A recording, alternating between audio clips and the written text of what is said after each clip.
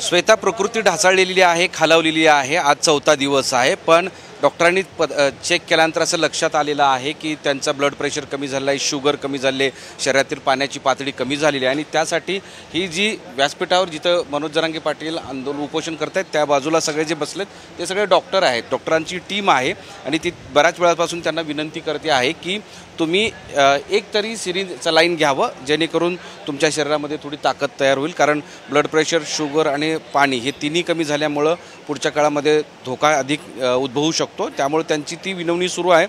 सोबत ते सलाईन आणि त्यासाठी जी लागणारी सगळी साधनं ते सोबत आणलेत, पण ते काही घ्यायला तयार नाहीत। मी एक सुरुवातीला डॉक्टरांना विनंती करतोय की मॅडम नेमकी काय स्थिती आहे बरं सध्या त्यांची, आणि तुम्ही सगळेजण विनवणी करतायत की एक तरी सलाईन घ्यावं।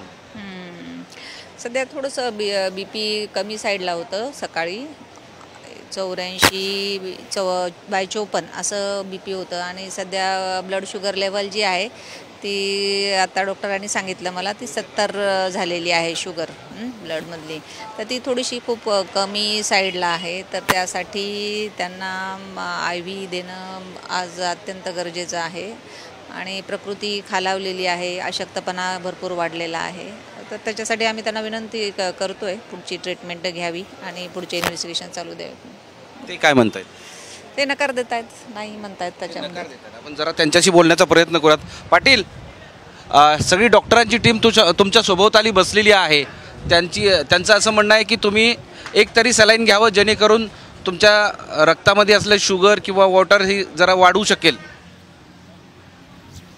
तुम्ही केवळ मान हलवताय, त्यांना काहीच रिप्लाय देत नाही असं त्यांचं म्हणणं आहे की बऱ्याच वेळापासून तुम्हाला ती विनवणी करतायत की तुमच्यासाठी तुम्ही घ्यावं असं त्यांचं म्हणणं आहे। का तुम्ही या मुद्द्यावर आहात? कारण सरकार पातळीवर तुमच्याशी सकारात्मक चर्चा करूयात असं सरकार पातळीवर सांगितलं जातंय। बोला ना पाटील, तुमची भूमिका काय या औषध? पाटील बोला तयार नाहीत।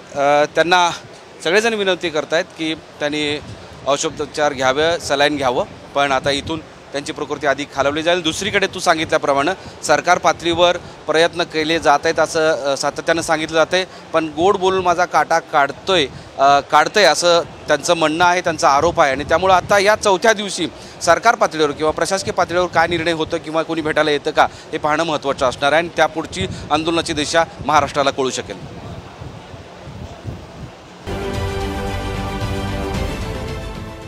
देश विदेशातील प्रत्येक घडामोडींचे लाईव्ह अपडेट मिळवण्यासाठी आता साम टीव्हीच्या सर्व सोशल मीडिया प्लॅटफॉर्मला लाईक, फॉलो आणि सबस्क्राईब करा। तसंच सर्व नोटिफिकेशनसाठी बेल आयकॉन प्रेस करायला विसरू नका।